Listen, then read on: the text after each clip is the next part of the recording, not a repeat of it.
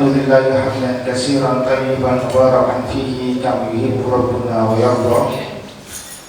أشهد أن لا إله إلا الله وحده لا شريك له وأشهد أن محمدا عبده ورسوله لا نبي ورسول بعده. فقد قال الله تعالى في الكتاب الكريم بعد أعوذ بالله من الشيطان الرجيم: يا أيها الناس اتقوا ربكم الذي خلقكم من نفس واحدة وخلق منها زوجها وبث منهما رجالا كثيرا ونساء واتقوا الله الذي تساءلون به والأرحام إن الله كان عليكم رقيبا. أما بعد فإن أصدق الحديث كتاب الله والهدي هدي محمد صلى الله عليه وسلم وشر الأمور محدثاتها فإن كل محدثة بدعة وكل بدعة ضلالة وكل ضلالة في النار. Ikhwan fillah, jamaah rahimani wa rahimakumullah jami'an. Alhamdulillah pada pagi menjelang siang ini kita bisa berkumpul kembali, bertemu kembali di dalam majelis ilmu yang semata-mata ini adalah semuanya nikmat dari Allah Subhanahu wa Ta'ala yang sepatutnya kita syukuri, karena mungkin di antara kita sebagian di antara kita mungkin atau yang lainnya memiliki kesibukan, kemudian Allah Subhanahu wa Ta'ala gerakan hati kita untuk menghadiri majelis ilmu ini. Tentunya ini semata-mata adalah nikmat dari Allah Subhanahu wa Ta'ala. Ya, tidaklah mungkin seseorang bisa mentaati Allah Subhanahu wa Ta'ala kecuali nikmat dari Allah Subhanahu wa Ta'ala. Kama qala ta'ala, fa minkum min nikmatin fa minallah. Dan apa-apa yang ada pada diri kalian yang berupa nikmat fa minallah, maka itu semua datangnya dari Allah Subhanahu wa Ta'ala. Dan salah satunya adalah kita bisa duduk bersama di majelis ilmu yang insyaallah barokah ini. Ikhwan fillah, a'adallahu wa iyyakum jami'an. Di dalam pertemuan pagi menjelang siang ini di Masjidul Islah Kota Baru Kalianda, sebagaimana pamflet atau poster yang kita share oleh panitia, kita akan mengambil sebuah tema sabar menjadi Ahlussunnah wal Jamaah.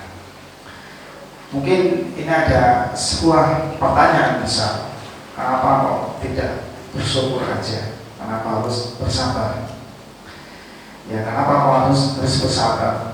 Karena di situ ada pengertian sabar, yang mana sebagian manusia mengira sabar itu hanya ditujukan kepada apa yang menimpa dirinya berupa sesuatu yang tidak dia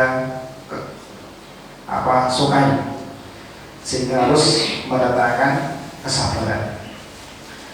Maka sebelum masuk ke pembahasan apa itu Ahlussunnah dan bagaimana kita harus bersabar, kita akan sedikit membahas tentang masalah sabar terlebih dahulu. Bahwasanya sabar itu memiliki beberapa tingkatan,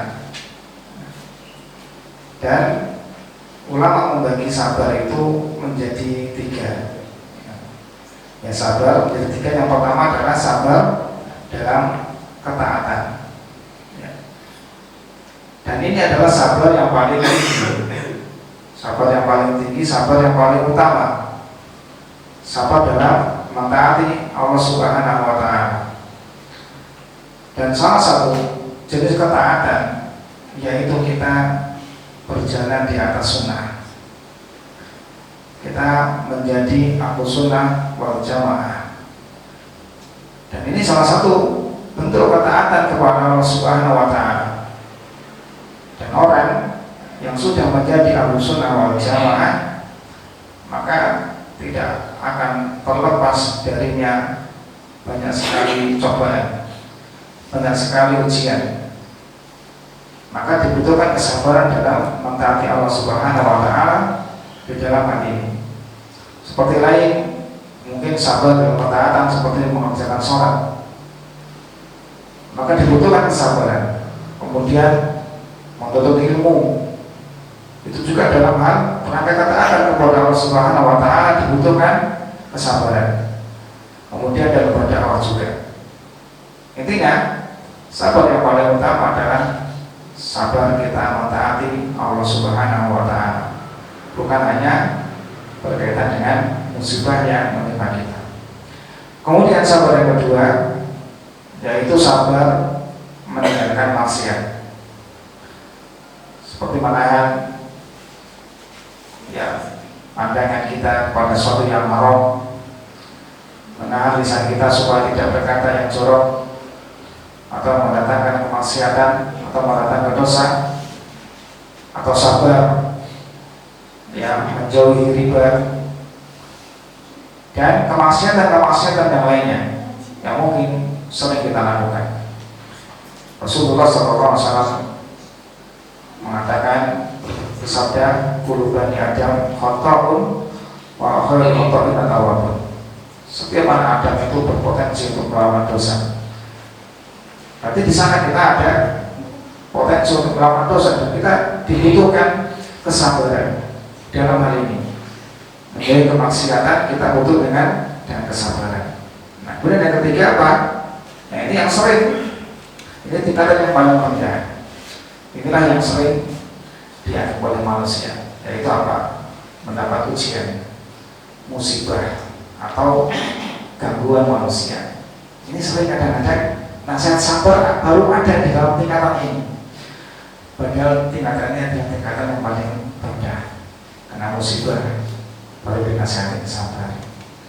Ini semua sudah Allah tentukan.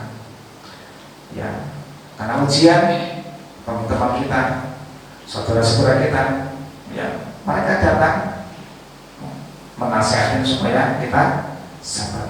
Enggak salah, benar. Tapi ini adalah sabar yang paling rendah. Dan jarang sekali kita menasihati saudara kita untuk sabar di atas sunnah, sabar di atas ketaatan, sabar kita nurut ilmu harus sabar kita mentaati Allah Ta'ala, menjalankan perintah-perintahnya butuh dengan kesabaran. Dan jarang hal ini terucap dari siapa? Saudara-saudara kita ketika memotivasi kita untuk menjadi hamba yang sabar di dalam ketaatan kepada Allah Subhanahu wa Ta'ala. Maka nah itulah kita mengambil tema ini, bahwasanya kita perlunya sabar menjadi ahlus sunnah wal jamaah.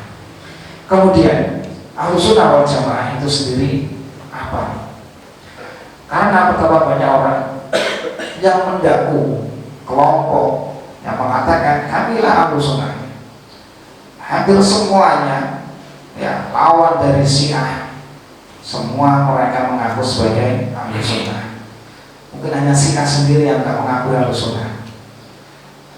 Hanya Syiah sendiri yang bangga bukan dari bagian ahlus sunnah. Tapi kebanyakan firqah-firqah, kelompok-kelompok, mereka mengatakan dirinya ahlus sunnah. Hampir semuanya, bahkan rata-rata di negeri kita yang tercinta ini Indonesia, mereka semua mengatakan apa? Kami adalah ahlus sunnah, ahlus sunnah wal jamaah aswaja. Apakah mereka masuk kriteria tersebut? Apakah ini hanya sebatas pengakuan?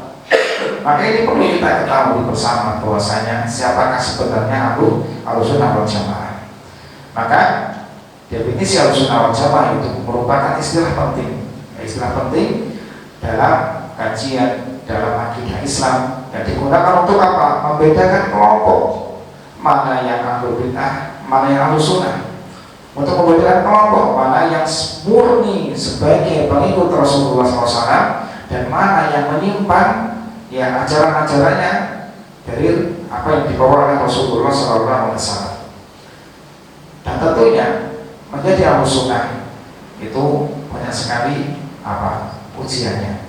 Maka perlunya kita bersabar di atas manhaj ahlus sunnah wal jamaah. Nah, secara bahasa ahlus sunnah itu apa? Ahlus sunnah secara bahasa adalah kaum muslimin yang berpegang teguh kepada Al-Quran dan Sunnah sesuai dengan pemahaman para sahabat.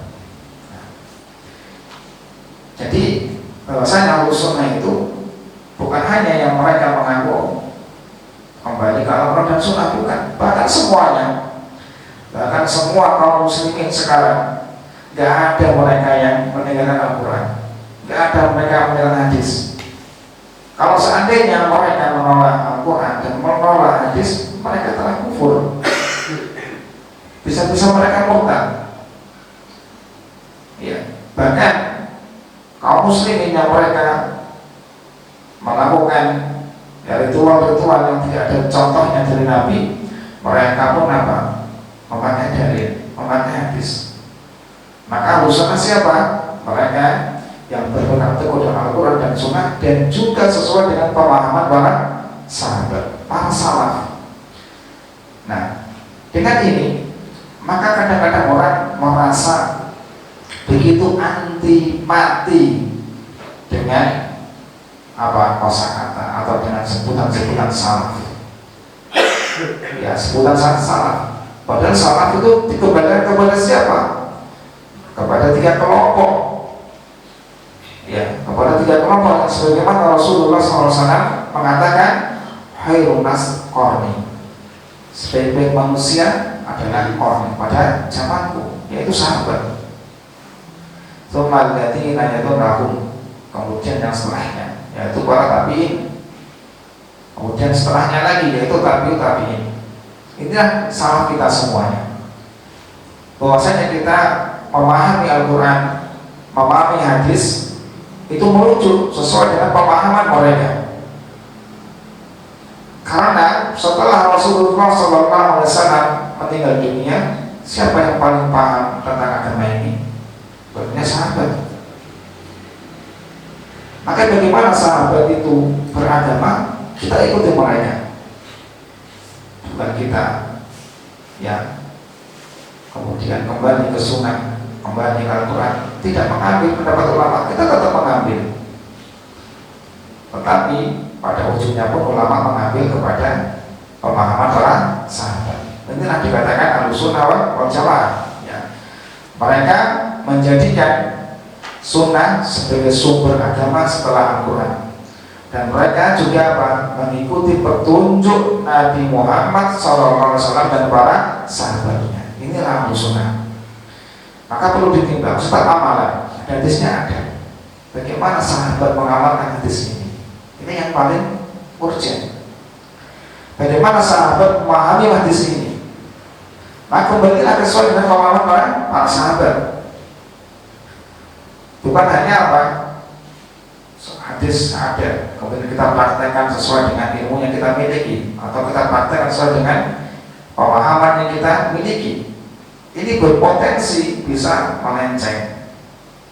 Maka kita kembalikan kepada para sahabat. Kemudian menjadi Ahlus Sunnah wal Jamaah. Sekarang jamaah Ahlus Sunnah itu adalah mereka tadi Ahlus Sunnah yang mengikuti Al-Quran, Sunnah sesuai dengan pemahaman para sahabat. Nah, sekarang kan jamaah. Apa itu jamaah? Karena di sini ada 2 kata, Ahlus Sunnah wal Jamaah. Apa itu jamaah? Jamaah adalah kaum muslimin yang pertama. Ya. Jadi jamaah itu siapa? Kaum muslimin yang pertama, yaitu para sahabat, yang mereka tidak memecah belah umat dengan amalan-amalan khurafat, dengan amalan-amalan bid'ah, dengan hawa nafsu mereka, tidak. Jadi mereka semuanya al-jamaah, yaitu para sahabat, benar-benar agamanya masih murni, sebagaimana Allah Subhanahu wa taala berfirman dalam surat At-Taubah ayat 100, wasabiqunal awwalun minal muhajirin wal ansar walladzina tabauhum bi ihsan. Wasabiqunal awwalun, dan golongan orang-orang yang pertama. Siapa golongan pertama di sini? Maka Allah Ta'ala menjelaskan al-muhajirin wal ansar. Dan inilah orang yang dipuji oleh Allah Subhanahu wa taala. Tabi'in, muhajirin dan ansar. Dan siapa? Apa yang dipuji istilahnya? Walladzina tabauhum bi ihsan. Nah, kita untuk menjadi muhajirin udah nggak bisa. kita menjadi kaum Ansor juga tidak bisa. Dan hanya 3 kelompok yang akan dipuji oleh Allah Ta'ala, dan hanya 3 kelompok ini yang akan diselamatkan oleh Allah Ta'ala. Wasabiqun al-awwalun minal muhajirin wal ansor. Tinggal satu lagi kesempatan kita untuk menjadi bagian dari mereka. Apa itu? Allah Ta'ala mengatakan walladzina tabauhum bi ihsan.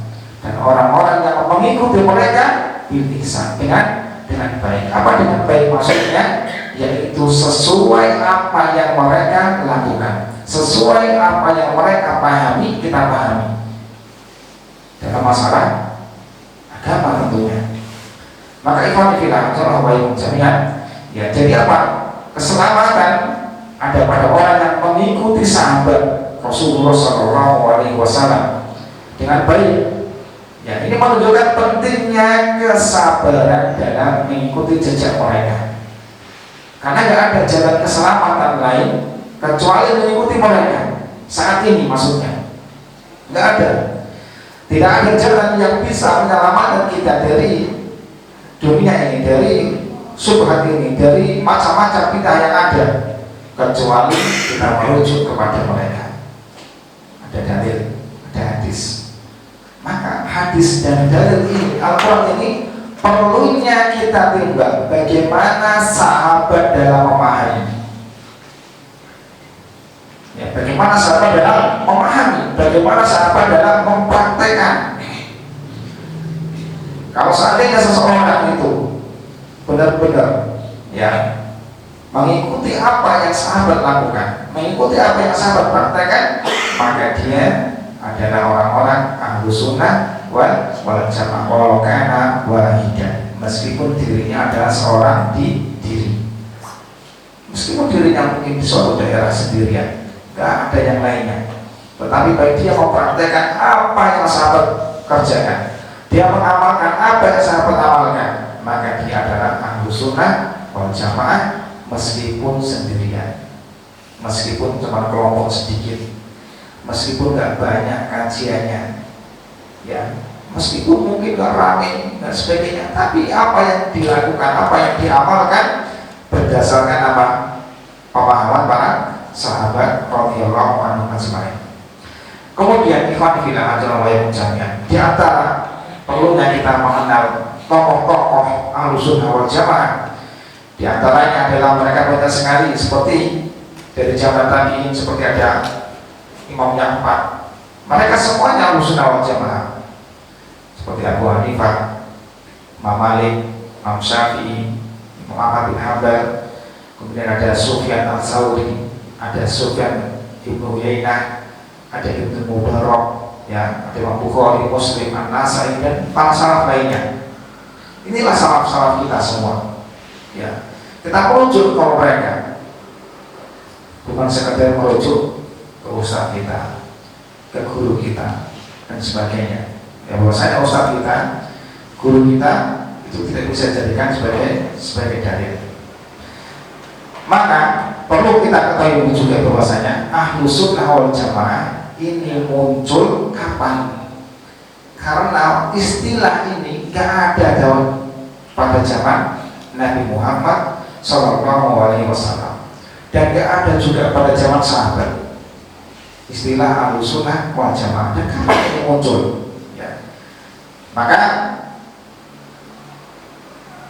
istilah Ahlussunnah wal Jamaah itu muncul di akhir abad pertama, di akhir abad pertama dan awal-awal abad kedua Hijriah. Ya, ketika kesesatan sudah mulai bermunculan. Nah, jadi kesesatan itu ya munculnya adalah di akhir-akhir abad pertama Hijriah atau di awal-awal abad pertama Hijriah, yang mana sahabat sebagian besar sudah meninggal dunia, baru mereka muncul. Jamaah mulai dimunculkan kapan? Ketika kelompok Khawarij sudah mulai keluar, yang menentang Utsman bin Affan, yang menentang Ali, Kemudian kelompok Syiah sudah mulai bertebaran, yang mereka begitu loyal kepada Ali. Kemudian kelompok Qadariyah sudah mulai keluar, yang mereka menentang takdir. Kemudian Jabariyah, sempalan dari Qadariyah, mulai keluar. Kemudian Mu'tazilah. Ketika mereka semua sudah mulai keluar, maka ada seorang tabi'in, Ibnu Sirin, mengatakan, kanu la yas'aluna an-isnad.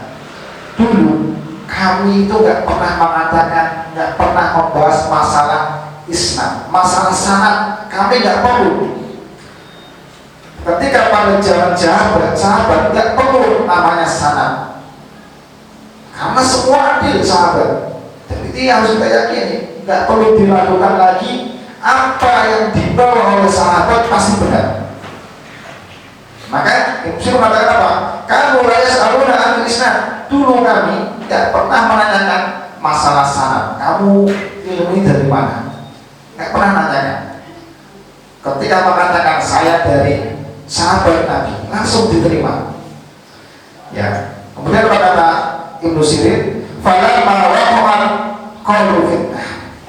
Tapi ketika terjadinya fitnah, ketika terjadinya banyak muncul firqah-firqah, ya, maka apa? Sammu lana rijalahu. Kata Ibnu Sirin, sebutkan dulu siapa perawinya. Ya, fandur ila ahli sunnah fayakhudu hadisi. Lihatlah, kalau memang itu dari ahli sunnah, ambillah hadisnya. Waktu ila ahli bid'ah falyukhadu hadisi. Dan lihat, kalau dari ahli bid'ah, maka jangan diambil hadisnya. Nah, jadi Ibnu Sirin yang wafat pada tahun 110 Hijriah melontarkan awal-awalnya mengatakan ahlu sunnah. Ya, karena di sana sudah ada mulai bid'ah. Karena ketika Nabi Sallallahu Alaihi Wasallam mengatakan, ya, man amila amalan laisa alaihi amruna fahuwa raddun. Ada yang mengatakan kullu bid'atin dhalalah. Zaman sahabat, ketika sahabat mendengarkan hadis ini, belum ada pelakunya, tapi istilahnya sudah ada. Pelakunya belum ada. Ya. Siapa yang beramal bukan dari kami maka dia tertolak. Sudah tahu, sudah ada wanti-wantinya, tapi pelakunya belum ada. Maka awal-awal, tadi disebutkan awal-awal abad kedua Hijriah atau akhir dari abad Hijriah, inilah mulai muncul bid'ah. Maka Ibnu Sirin mengatakan, ya ambillah hadis itu, ya apabila dari ahlu sunnah, ya alhamdulillah sunnah fayukhadu hadis. Lihatlah, kalau dari ahlu sunnah maka diambil. Mereka dulu tak menggunakan sanad, namun setelah terjadi fitnah, mereka berkata, sebutkanlah kepada kami perawi kalian. Perawinya siapa? Baru disebutkan. Maka ikhwan fillah adalah wajib jami'an. Di sini, maka kita perlunya sabar dalam menegakkan atau dalam menjadi ahlussunnah wal jamaah. Karena ahlussunnah wal jamaah tadi adalah sekelompok yang sangat asing, ya, sekelompok yang sangat asing, sekelompok yang sangat sedikit sekali, ya, dibandingkan dengan kelompok-kelompok yang lainnya. Sebagaimana kita sebutkan tadi di depan, bahwasanya hampir semuanya manusia mengaku sebagai ahlu sunnah wal jamaah. Yang mungkin kita sebut seperti Asy'ariyah pun mengaku mereka ahlu sunnah wal jamaah. Ya. Maturidiyah juga mengaku ahlussunnah wal jamaah. Yang Mu'tazilah pun mengaku sebagai ahlussunnah wal jamaah.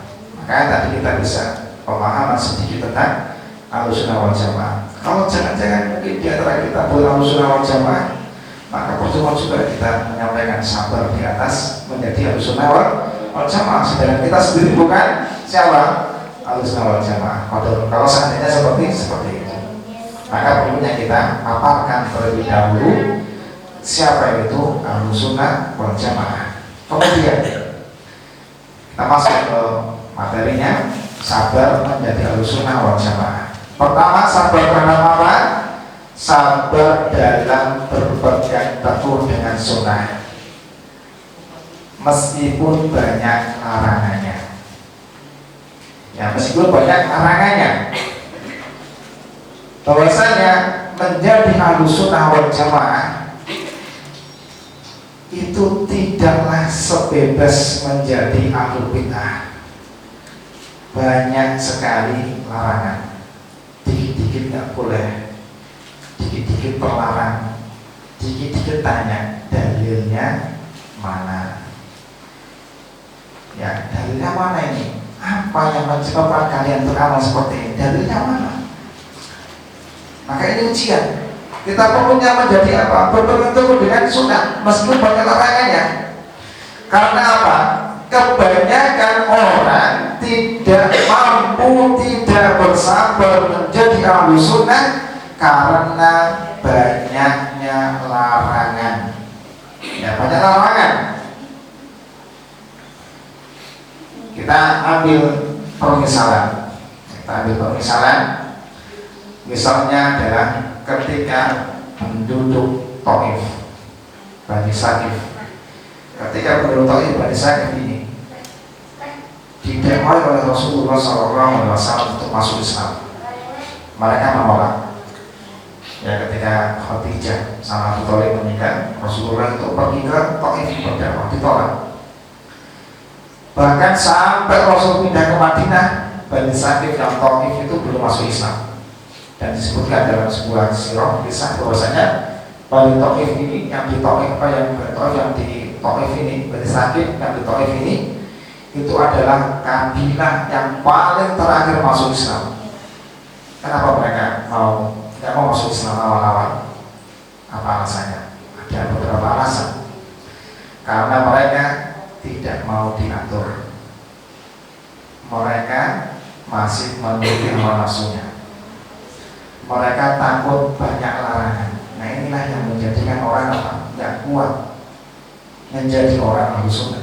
Meskipun ketika kisah ini itu adalah mengisahkan antara musyrikin dengan mukmin, tetapi bisa kita ambil, ya di dalam pemahaman sekarang, yang mana bisa jadi ya orang-orang sekarang juga demikian berlakunya, dirinya apa? Lebih memilih budaya yang sudah melekat daripada mengikuti apa? Ajaran berdasarkan dalil. Allah Subhanahu wa taala berfirman dalam surat Al-Maidah ayat 104, ya. Allah Ta'ala mengatakan, wa idza qila lahum ta'alu ila ma anzalallahu wa ila rasul qalu hasbuna wa ma wajadna 'alaihi aba'ana.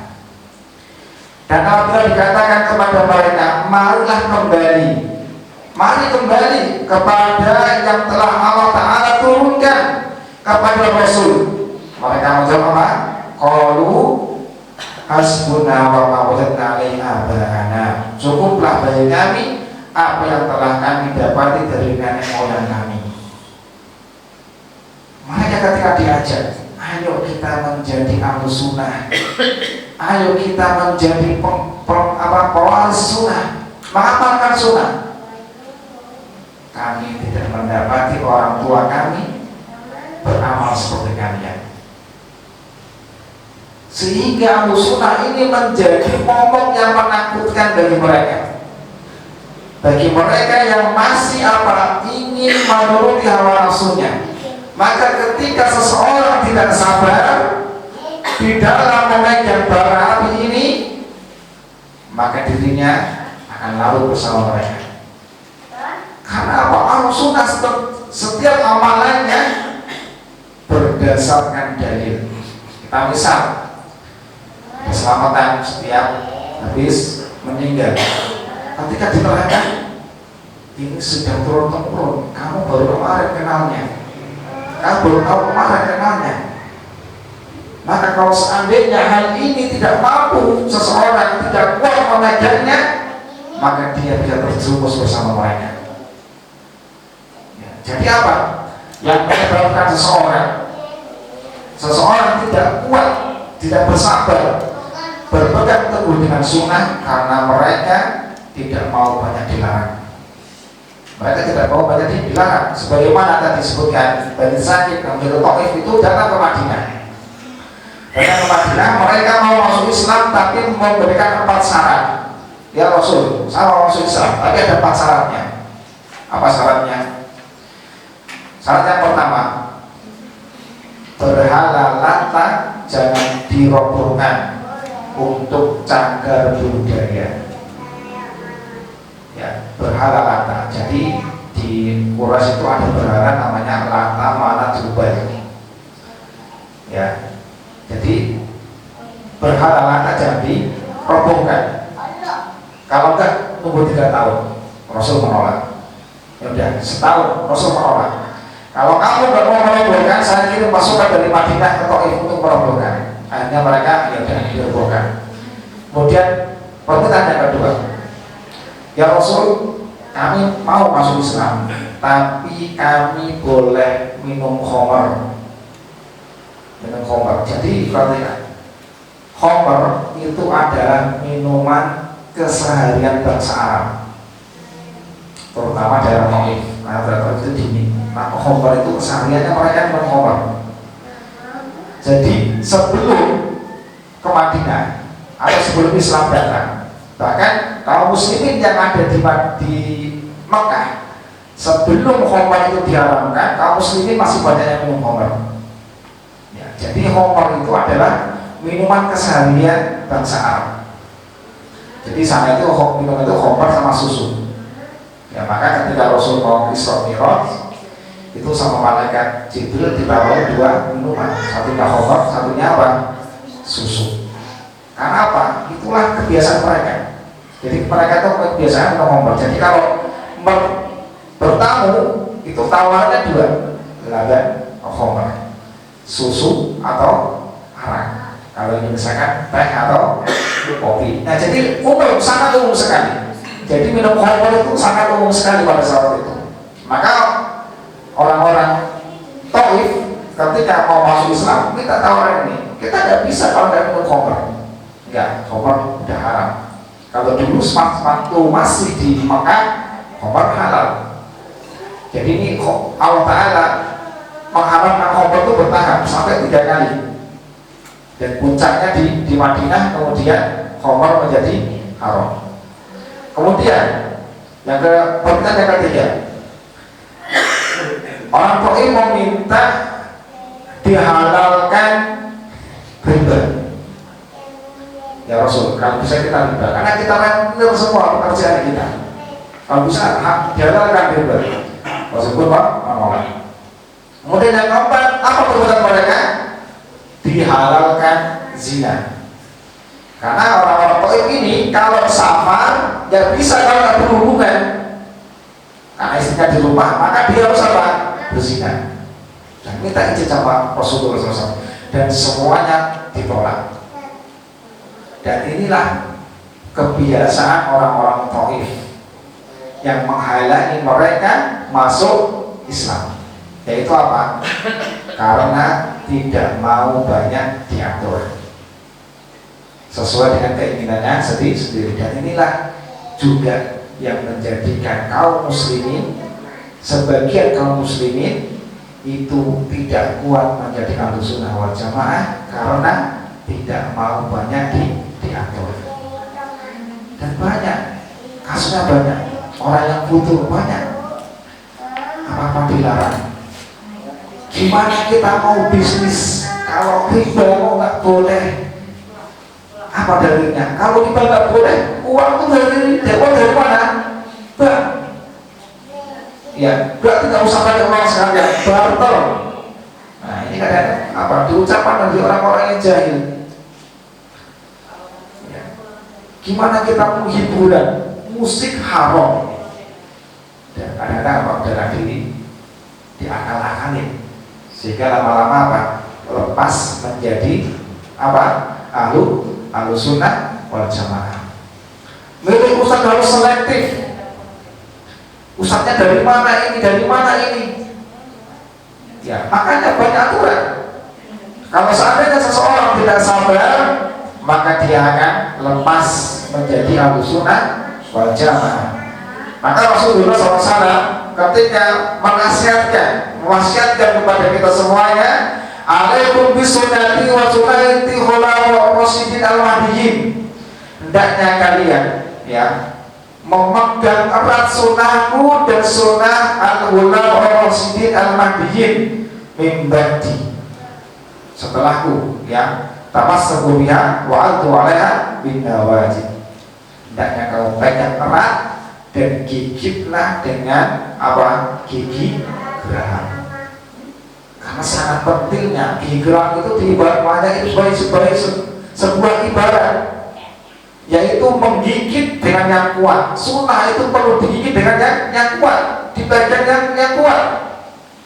Karena nanti orang yang sudah menjadi ahlu sunnah wal jamaah akan banyak ujian, ya, akan banyak ujian. Mungkin ketika menjadi ahli bid'ah, ya, mungkin menjadi dulunya jadi rentenir, atau dulunya jadi apa, pemandu wisata, atau dulunya menjadi tukang, banyaklah kerja-kerjaannya. Kemudian dia hijrah, dan ketika hijrah, apa yang Allah Ta'ala ujikan kepada dirinya? Biasanya ekonominya kolap, ya, ekonominya semakin susah. Kalau dia tidak kuat, maka akan kembali seperti semula. Dan ini sudah banyak kasusnya, ya. Sudah banyak kasus. Maka sabar adalah benteng agar tetap istiqomah. Kemudian sabar yang kedua adalah sabar dalam menuntut ilmu. Kalau tadi sabar dan berpegang kepada sunnah, yang kedua menuntut ilmu. Karena apa? Menuntut ilmu adalah jalan utama menjadi ahlu sunnah wal jamaah. Ada orang mendaku dirinya ahlu sunnah wal jamaah, gak pernah hadir majelis ilmu. Ada orang ahlu sunnah wal jamaah ngakunya gak tahu kitab-kitab ulamanya, tidak pernah membaca, tidak pernah mendengarkan kajian, ya. Maka apa? Seolah-olah pengakuannya ini adalah pengakuan yang dusta. Tidaklah mungkin seorang menjadi ahlu sunnah wal jamaah kalau dirinya jauh dari ilmu. Karena apa? Salaf kita, pendahulu kita, semuanya mereka adalah ahli ilmu. Semuanya mereka, para sahabat. Bahkan apa? Umar pernah sidak ke pasar. Umar radhiyallahu anhu pernah sidak ke pasar. Apa ini? Standarnya orang yang dagang dulu itu mungkin jadi ulamanya kita. Umar pernah sidak ke pasar mengatakan, siapa yang nggak paham fikih jual beli nggak boleh jualan. Siapa yang nggak paham fikih jual beli nggak boleh jualan. Karena apa? Bahaya. Orang yang melakukan transaksi sedangkan dirinya nggak paham fikih jual beli, nanti bisa horor, ya, nanti bisa saling tipu, nanti bisa curang, dan banyak kecurangan-kecurangan yang apa terjadi di dalam transaksi jual beli. Maka Umar mengetes para pedagang, ya, mengetes para pedagang yang di pasar. Seperti orang mungkin belum tahu bagaimana sistem dropship, apalagi sekarang media apa yang online, ya, aku lupa, ya, affiliate itu rupanya nggak cara online itu masuk riba juga. Makanya apa? Ahlu sunnah wal jamaah nggak boleh jauh-jauh dari ilmu, nggak boleh jauh-jauh dari ilmu, ya, karena ilmu adalah dasar atau bisa terwujudnya orang bisa menjadi sunnah. Maka perlunya kita apa? Menjadi thalabul ilmi, dan thalabul ilmi juga diwajibkan oleh Rasulullah SAW. Ya, thalabul ilmi fardhatun 'ala kulli muslim. Menuntut ilmu itu wajib bagi setiap muslim. Dalam hadis yang lainnya Rasul mengatakan, "Masalah kata rikon yang tafsirul man sallallahu alaihi wasallam ila jannah." Maka yang di sini pun nanti yang sudah masuk, ya sudah masuk. Meninggalkan dengan ilmu seseorang bisa jauh dari kebodohan. Maka itu sudah mungkin di antara kita yang pedagang, kita mesti bisa menambah ilmunya. Dan pegawai, ya salah satunya itu ada buku yang bagus dari kalangan Ustaz Amin Al-Bain. Itu ada buku Fikih ASN. Ya, Fikih ASN itu bagus sekali, bisa dibaca oleh kita yang sebagai karyawan, ya, entah karyawan swasta maupun karyawan negeri. Itu perlunya kita membaca kitab itu. Karena Ahlussunnah wal Jamaah itu identik dengan ilmu. Ya, Ahlussunnah wal Jamaah identik dengan ilmu. Kemudian yang ketiga, sabar menghadapi ujian dan tekanan.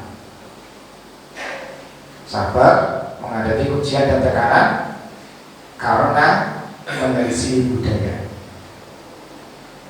Ya, karena menyelisih budaya. Ahlussunnah sering mendapat tekanan dari berbagai pihak, yang tentang keluarganya, ya. Dan ini butuh kesabaran.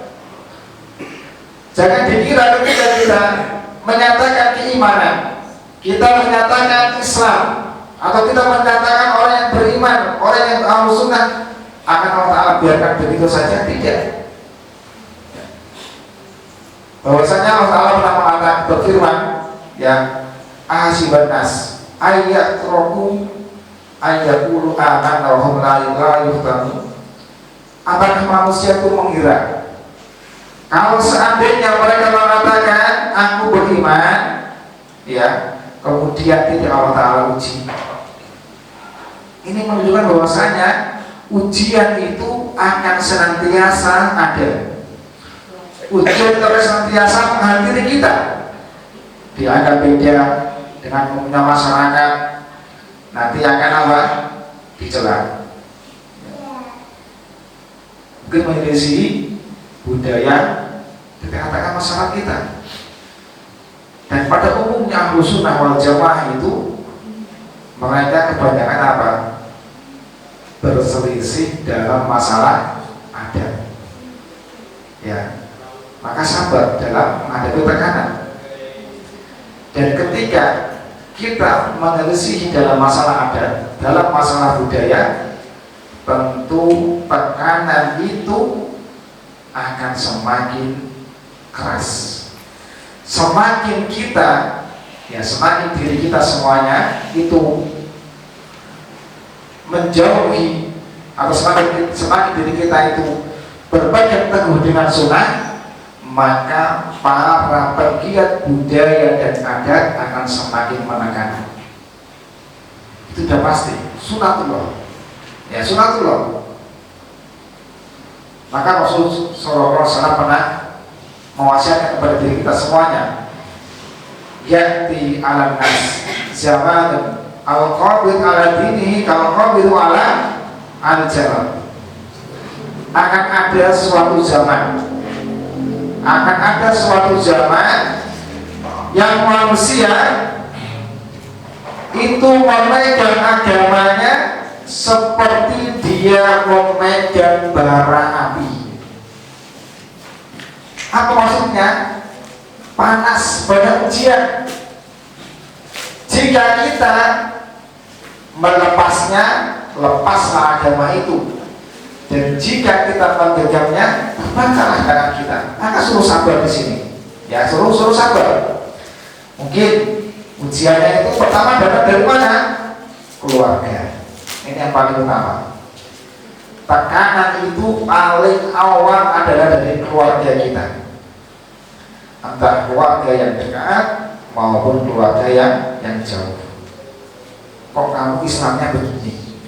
Nah ini yang pertama biasanya. Kamu Islamnya apa? Misal kita sebut kelompok MD apa NU, ya. Kok Islamnya seperti ini? Kok nggak yasinan? Kok pakaiannya jilbabnya terus seperti ini? Bahkan apa? Sekarang kaum muslimin ketika nggak sholat itu wajar, nggak pakai jilbab wajar, nggak jumatan wajar, tetapi ketika nggak yasinan, nah ini apa? Jadi omongan Islam apa? Ini Islam apa ini? Habis meninggal tidak ada yang yasinan. Seharusnya kita yang menanyakan kepada mereka, Islam apa ini kok nggak sholat? Ya, Islam apa itu nggak sholat? Islam apa ini kok nggak pakai jilbab? Ya, karena apa tadi? Zaman. Sebagaimana Rasul sudah mengabarkan, akan datang suatu zaman yang mana manusia ya memegang agamanya seperti memegang bara api. Mungkin ya tadi awal-awal kita ngaji, mungkin banyak terjadi apa bisikan-bisikan, ya entah bisikan dari tetangga atau bisikan dari keluarga. Maka ini perlu sabar menghadapi ujian dan tekanan ketika yang menyelisih budaya. Nah, jadi budaya perlu kita ketahui juga bahwasanya budaya itu adalah boleh. Pada asalnya budaya boleh, tidak terlarang. Budaya yang terlarang adalah budaya yang menyelisih syariat. Ya. Jangan, karena budaya kita semuanya setuju. Budaya adalah produknya manusia. Sedangkan sunnah, dalil, hadis atau Al-Quran produknya siapa? Allah Subhanahu wa Ta'ala. Maka tidak boleh ketika seseorang mengedepankan budaya kemudian menyampingkan agama. Sehingga budaya boleh silakan banyak. Ya, dalam Islam mungkin ada di dalam setiap suku memiliki budaya masing-masing. Dilihat. Kalau di Jawa itu ada budaya namanya gotong royong. Ya, gotong royong itu budaya. Ya, nggak masalah dikerjakan. Ini selaras dengan firman Allah Subhanahu wa Ta'ala, ta'awanu 'alal birri wat taqwa. Selaras. Ya, ada budaya-budaya mungkin kita menyebut seperti apa? Dikit-dikit, ya, nggak boleh. Misal, ya, di dalam, pokoknya kalau udah masuk ke masyarakat itu semuanya ada tapak tangannya. Ya, tapak tangannya. Misal, istri kita hamil, kok nggak di sini ada pitoni nggak? Kalau bahasa apa pitoni itu? Ya, kok nggak 7 bulanan? Ya, kok 7 bulanan. Kemudian ketika lahir, kok nggak marhabanan? Ya, tidak marhabanan. Seharusnya kita balik tanya, kenapa kok nggak akikohan? Jarang akikoh, jarang. Boleh itu sunnahnya akikoh. Karena seseorang itu ketika bayinya lahir menghabiskan 10-15 juta habis. Coba buat akikoh. Ya, selesai. Nah ini apa? Ada tekanan dan ujian ketika menyelisih budaya. Dan setiap bulan-bulan biasanya ada aja. Kayak orang Bali dan Tegalungan, Kuningan, sebagainya.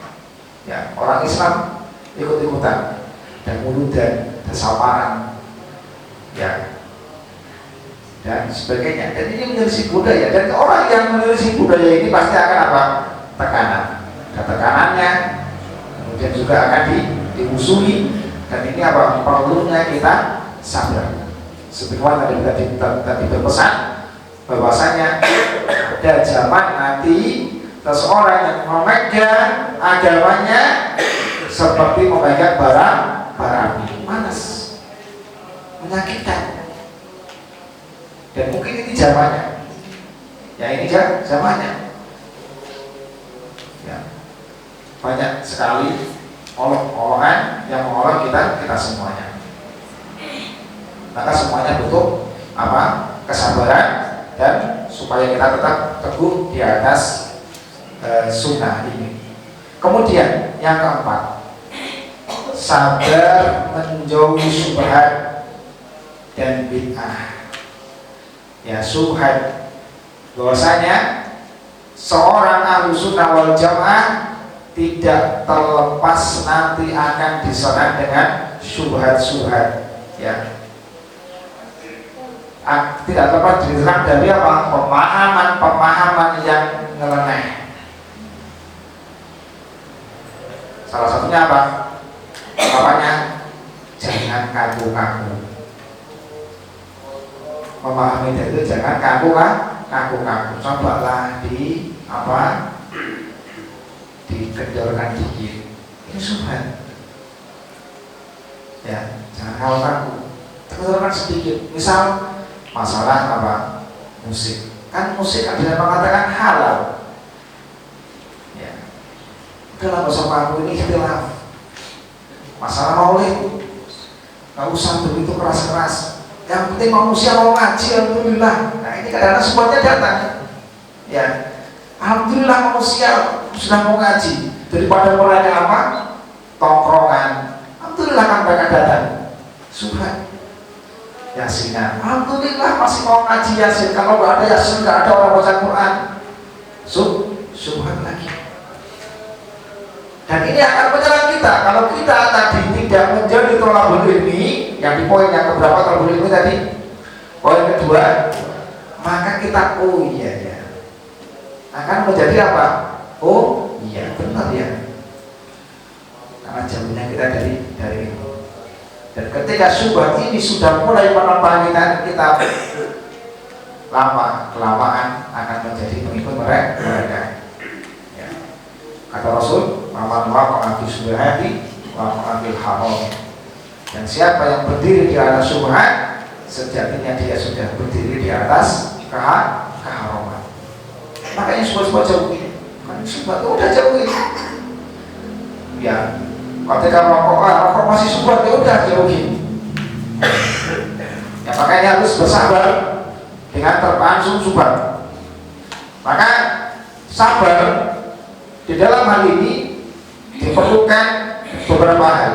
Perlunya kita menjelaskan kepada masyarakat tentang masalah syubhat ini, menjelaskan kepada keluarga kita, yang menjelaskan kepada teman-teman kita. Kemudian menolak syubhat kelompok yang menyimpang, dan menjaga adab dalam berdiskusi. Ya, karena syubhat ini tadi begitu rapi dan begitu lembut, kadang-kadang seseorang ya tidak sadar kalau dirinya terkena syubhat, apalagi yang membawa syubhat adalah ustadz yang ternama.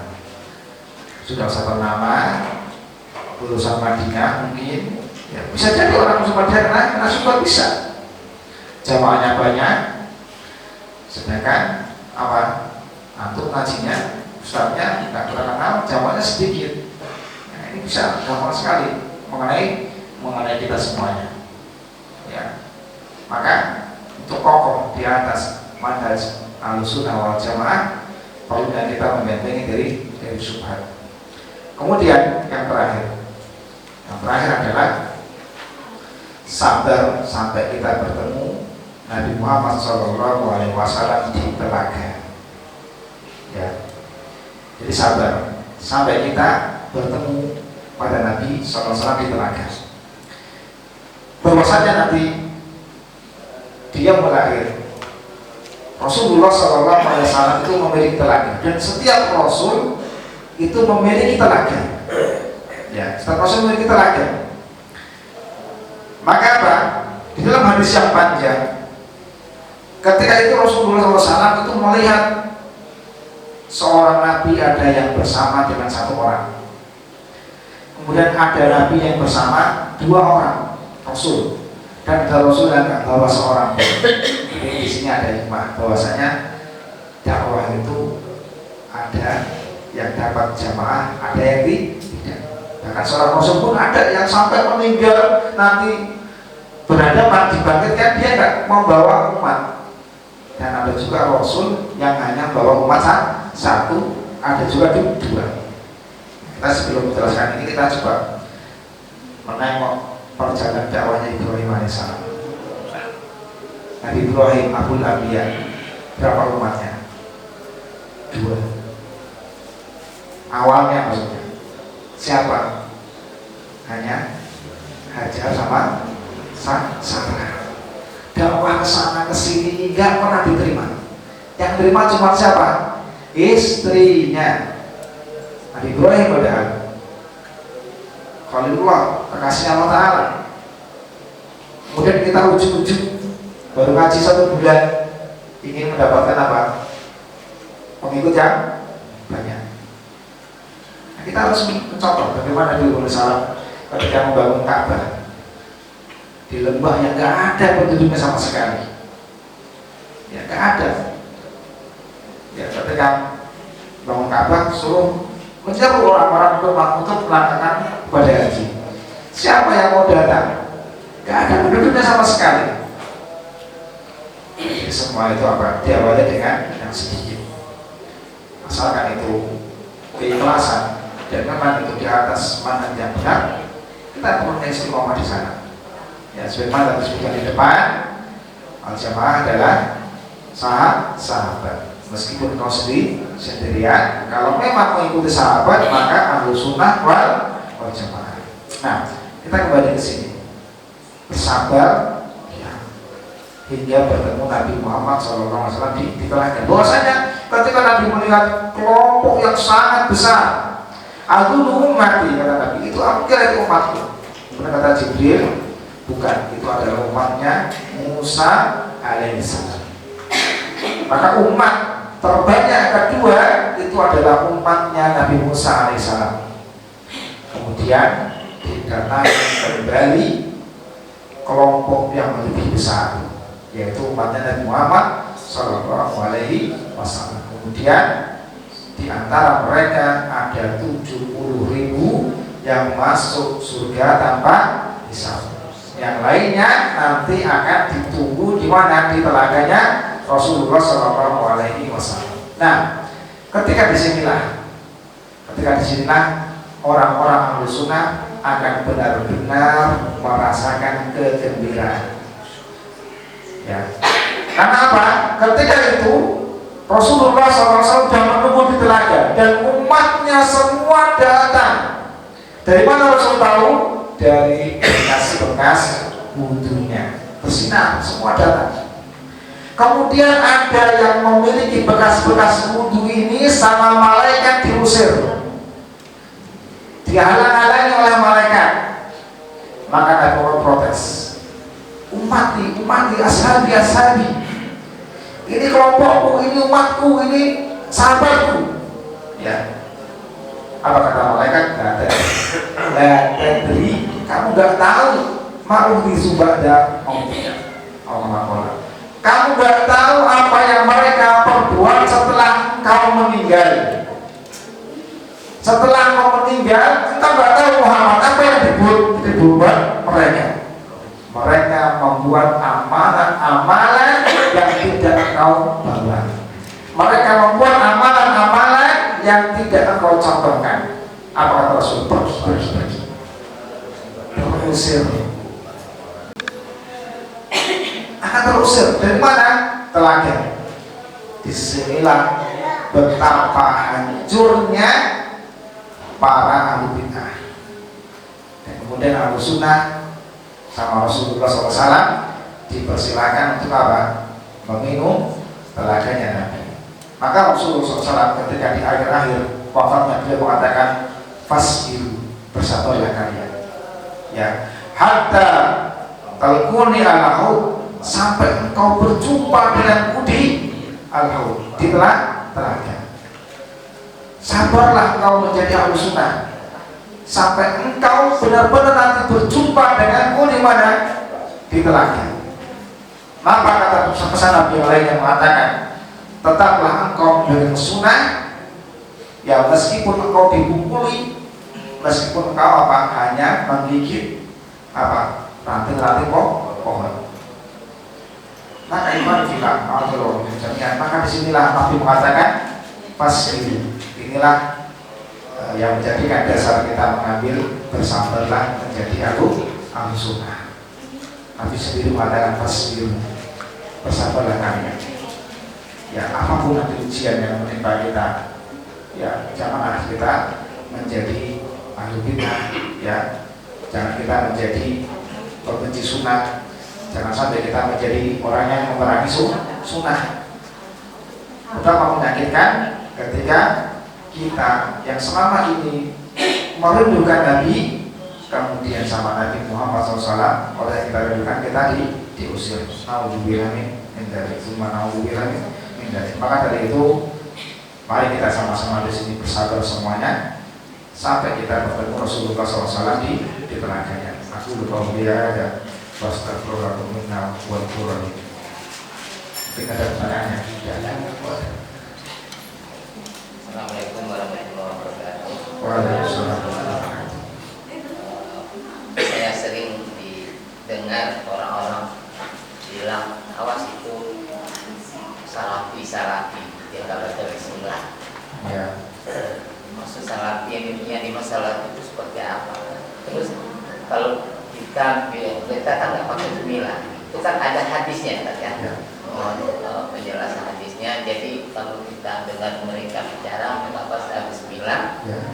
maka kita ada bahan untuk memberikan penjelasan mereka bahwa tidak baca bismillah, tapi ini hadisnya. Terus yang pertama, salafi itu apa? Ya, salafi adalah salaf itu artinya pendahulu. Ya, misalnya pendahulu itu adalah salaf itu adalah pendahulu, kholaf belakangan. Ya, kholafi yang belakangan, salafi yang terdahulu. Nah, salafi itu maksudnya adalah sahabat, dimulai dari sahabat, tabi'in dan tabi'in. Nah, kemudian permasalahan di sini adalah kenapa mereka ketika sholat tidak membaca bismillah? Maksudnya ini penjelasannya panjang. Yang pertama bahwasanya ulama itu khilaf. Ya Pak ini bismillah itu bagian dari Al-Fatihah atau bukan? Ulama Maliki mengatakan bismillah itu bukan bagian dari Al-Fatihah, maka tidak perlu dibaca baik sir maupun jahar. Ya. Jadi kalau seandainya baca bismillah boleh, ya baca bismillah juga boleh. Ini untuk mazhab Maliki. Adapun Hambali atau yang biasa sering dipraktekkan fikihnya sama orang-orang Salafi itu, bahwasanya ya bismillah itu bagian dari Al-Fatihah, hanya saja pembacaannya adalah sir. Ya, pembacaannya adalah sir atau pelan-pelan dari sahabat ya Anas bin Malik. Ya, disebut Anas bin Malik, dia mengatakan Nabi Muhammad SAW dan Abu Bakar dan Umar dan Utsman membuka sholat dengan ucapan Alhamdulillahirabbil alamin. Ya, jadi hadisnya ini sahih riwayat Muslim. Jadi bukan tidak membaca bismillah, tapi bismillahnya adalah sebagaimana riwayat dari Anas bin Malik bahwasanya ya kana Nabi sallallahu alaihi wasallam wa Abu Bakar wa Umar wa Utsman yuftahu bisolati alhamdulillahirabbil alamin. Ya, jadi mengucapkan membuka sholatnya dengan ucapan alhamdulillahirabbil alamin, bukan dengan bismillahirrahmanirrahim. Demikian. Ada yang lain? Belum ada. Tambah lagi tak segera. Sekarang kan lagi maraknya sholat duha berjamaah di sekolah-sekolah.